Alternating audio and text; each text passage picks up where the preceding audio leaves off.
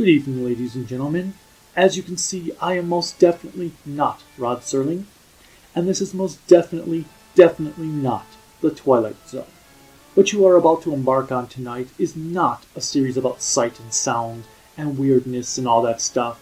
Well, actually scratch that. It kind of is.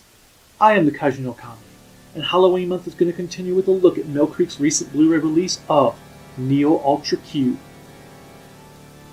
It's a continuation to Ultra Q, and actually it's not in black and white, so we can kind of lose the black and white right now. There, much better, much more colorful, I think. Anyway, yes, so tonight I'm going to take a look at Neo Ultra Q, and before I do that though, take a look at these Wester Chester King cigarettes. They're very fall and candy goodness. You can actually eat them. Delicious. And they will only last in your body for a few hours, not years and decades like those cancerous ones. These ones are so much better. Thank you to our sponsor, but not really a sponsor. On to the review.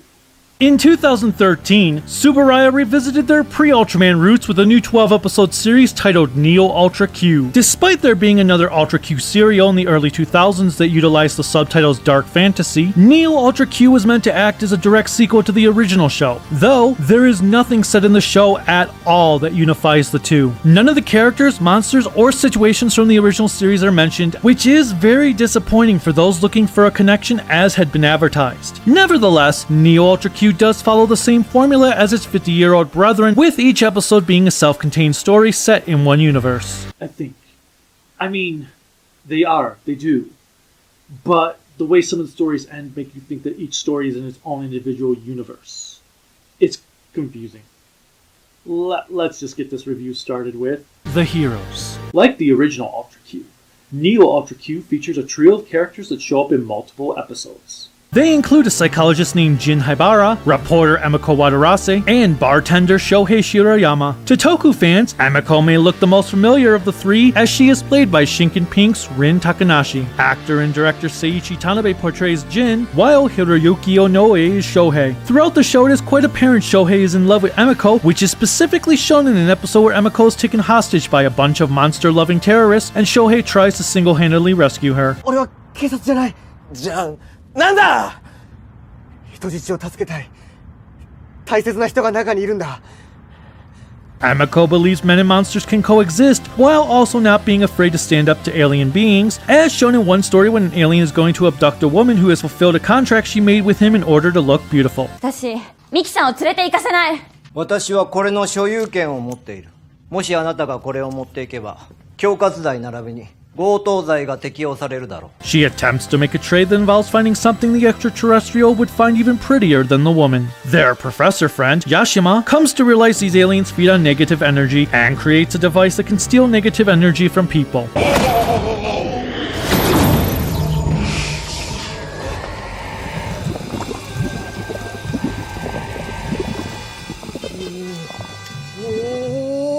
I don't know why they just didn't show the dude the internet. Show him the YouTube comment section on a video or a Twitter response. It would have been a whole lot easier. As for Jin, because he is a psychologist, he likes to help people. We do learn that at one point in his career, he was experimenting on animals, while his competitor decided to use his own fiancée and ended up putting her in a coma. お互い競うように研究に没頭していた。時には何も顧みずに結果だけを求めたこともあった。 Supposedly, Jin wants to be a top neuroscientist at some point in his life, though it's never really established why he is taking his sweet time to do so. He was also apparently a part of an institute where people have a type of shellfish creature put onto their backs to extend their lives. この寄生生物は宿主のミトコンドリアに働きかけ、細胞子プログラムを書き換えてしまう能力を持っていたのです。Yeah, that's not parasite even the making. ソーマを人間に寄生させることに成功し、私たちは144年という限界寿命を手に入れました。I wish I could say I really like these three, but they're hardly even in the series. Out of its 12 episodes, they are only featured in 7 episodes with maybe an occasional cameo in the others. Hell, Emiko and Shohei are only in one scene in the final episode, which goes to show how irrelevant they are to the series as a whole. It's quite disappointing, and while our heroic trio weren't the focus of every episode in the original series, they still held a presence throughout the whole thing. I cannot say the same for this new trio, as they feel like last-minute additions. The monsters and aliens. While Neo Ultra Q failed to give us compelling human characters, surely the monsters are as memorable as they were in the original series, right? Well, yes. And no. The monsters, known as ogres this time around, vary in quality. The first two are pretty memorable, but beyond them, the monsters in this show kind of suck. Our first ogre is interestingly designed one that just walks around and does nothing. The second one owns a clothes cleaning business and feels very reminiscent to the Pigmon from the Ultraman universe, as it just wants to do good and help people to the best of its abilities. By spitting on everything.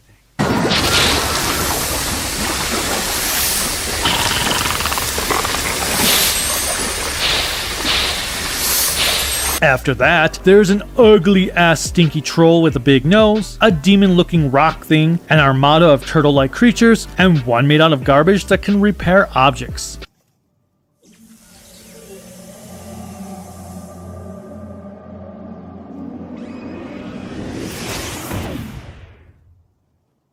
As for the aliens, we have the businessman I talked about earlier that made a woman beautiful in exchange for her migrating to his planet, a group of soldiers who looked like they stepped out of Final Fantasy VII and alcohol was nutritional, どうでもいいけどさ、おじさんそんなに飲んで大丈夫？地球上にあるもので我々の栄養物に近いものといえばこれぐらいなのです。 and a giant spaceship-like sphere thing.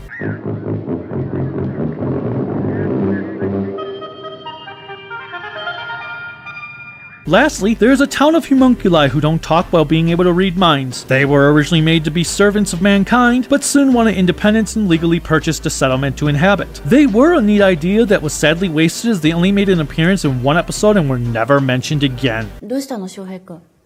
心変わりしちゃったんだよ。今さらカツカレーに帰れないですよね、先生。あ、俺カツカレー頼みました？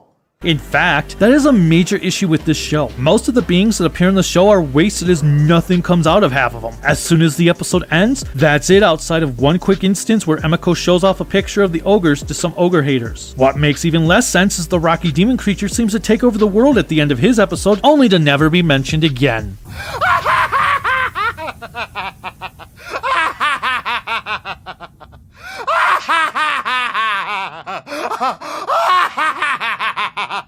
You would think a demon of that caliber would be a very important figure for the remainder of the show, but nope, not gonna happen because continuity be damned. Even the cleaning ogre seems to wipe out the world at the end of his story, only for everything to be back to status quo in the next as if nothing ever happened.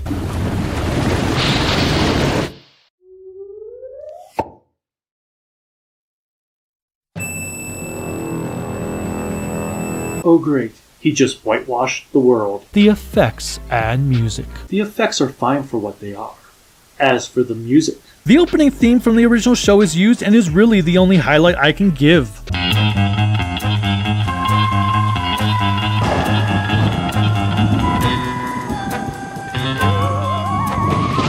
I have no idea who the show's composer is, as nothing online tells me, nor is the name translated on the discs themselves. The music is fine, with 1 or 2 memorable tracks.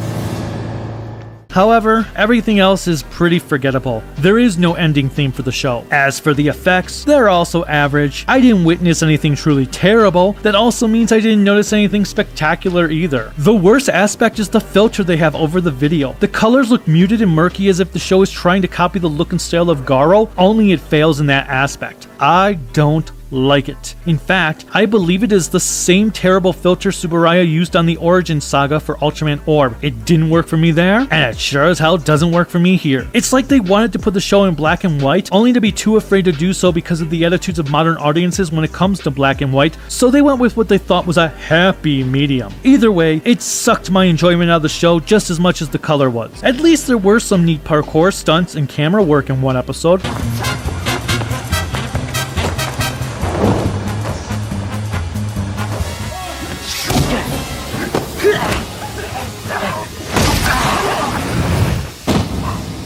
The episodes, While the color, or lack thereof, did hinder my enjoyment of the show somewhat, it doesn't help that I found the vast majority of the episodes to be borderline boring.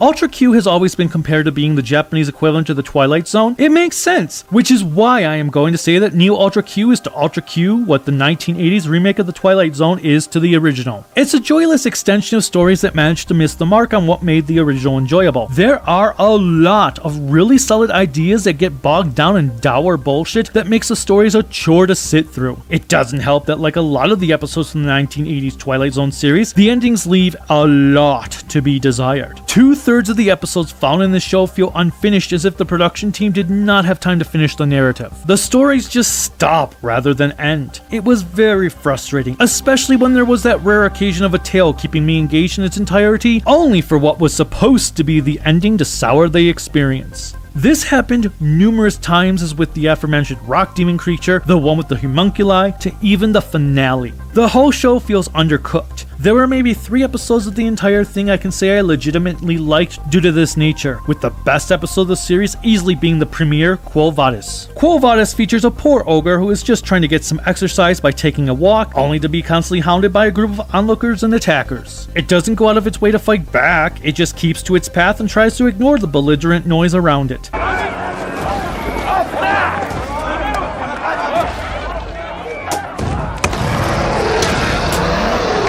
That's the plot of the episode. It's very simplistic, and yet it's effective and engaging. You are kept at the edge of your seat wondering what the endgame will be the entire time, and the reveal is as interesting as it is unexpected. It feels like a natural ending and sets a false stage of what you expect the series' tone will be, only to be tricked as the next episode is silly and childish. Truth be told, another negative of this series is how the tone is just all over the place. We'll have a serious story followed up by a silly one. Really silly. Although that does not mean the show doesn't have its great comedic moments as seen here. うちも夜逃げするの? Now that is funny. It's quite jarring to the point where I can't even really tell you what story was my least favorite, as I hated half of the show. I guess the one I hated the most was the extremely smelly island. This episode stinks. A woman wakes up on the beach of an island without any recollection of how she got there, meets a troll with a repulsive odor, and after she is rescued, discovers the ogre's musk turns into a luscious smell.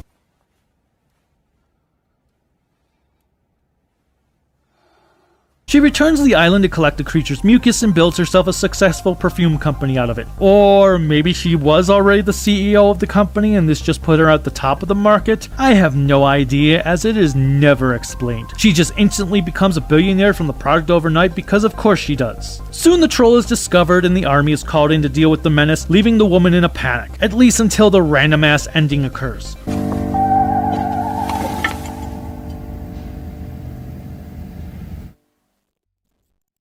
What the fuck was that? It's best just to forget about the episode the moments the credits pop up rather than trying to think about what the hell you just watched. Actually, that is the best advice I can give you if you decide to watch this series. Watch the episode and move on to the next without even thinking about it. When you finish the series, just move on to the next series you want to see and you might be fine. Trying to dwell on the episodes themselves will only cause you a lot of unnecessary pain that will probably damage your brain. Such is the case about one episode that deals with greenhouse gases and quotas, as if the audience is supposed to be a psychic as to what the writers intended. The Blu-Ray. Mill Creek has graced us with an okay Blu-Ray. It's just a slipcase, the case, and then 2 discs.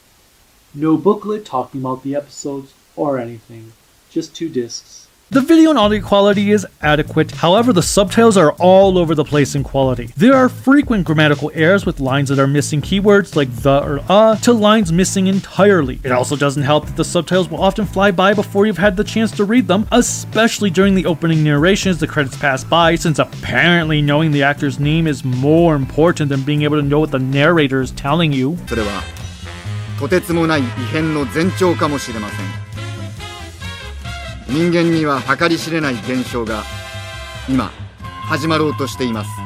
Why they didn't just have the actor name subbed at the top of the screen while the dialogue was below or vice versa bewilders me. Episode 9 has it the worst, with subtitles placed over the loads of on-screen Japanese text, causing the subtitles to blend in with the text. 都内の都市開発は加速し、新たな第5副都心構想は下北沢に決定。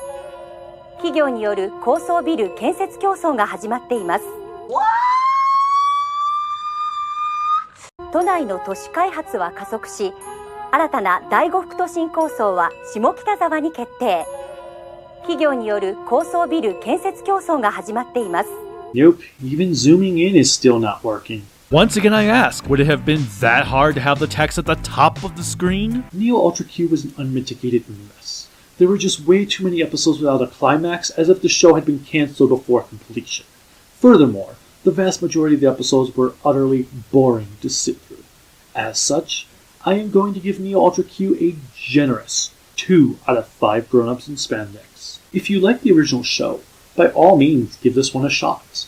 If you didn't like the original show, you're not going to find anything here to like other than a vicious headache of stupidity. Until next time.